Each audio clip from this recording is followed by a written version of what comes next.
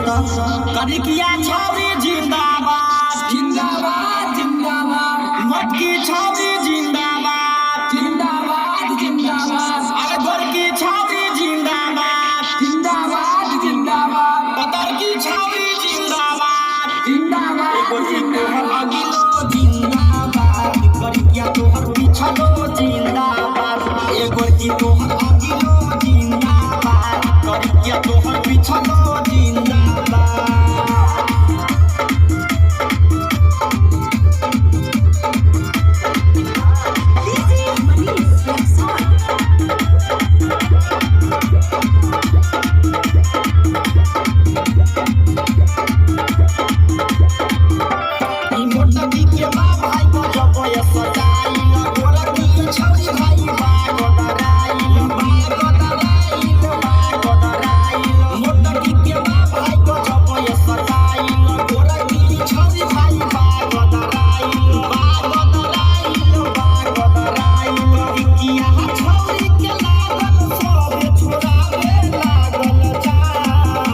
प्रेम से बोलता करिकिया छौरी जिंदाबाद जिंदाबाद जिंदाबाद गोरकी छौरी जिंदाबाद जिंदाबाद जिंदाबाद गोरकी तोहर अगिलो जिंदाबाद करिकिया तोहर पिछलो जिंदाबाद ए गोरकी तोहर अगिलो जिंदाबाद करिकिया तोहर पिछलो जिंदाबाद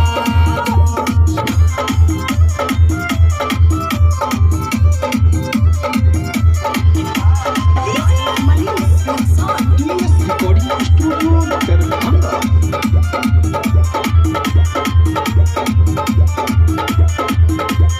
हालांकि हुकर नहीं देखो एकर सीन हो बंदी के लगावे डबल पिन हो लगावे डबल पिन हो लगावे डबल पिन हो हालांकि हुकर नहीं देखो एकर सीन हो पवन पूरे बिया लगावे डबल पिन हो लगावे डबल पिन हो लगावे डबल पिन हो मिली के कहतिया तू आबा लगा दे डीजे वाला छोरा मटकी छौरी जिंदाबाद जिंदाबाद जिंदाबाद पतर की छौरी जिंदाबाद जिंदाबाद जिंदाबाद गोरकी तोहर अगिलो जिंदाबाद करिकिया तोहर पिछलो जिंदाबाद ए गोरकी तोहर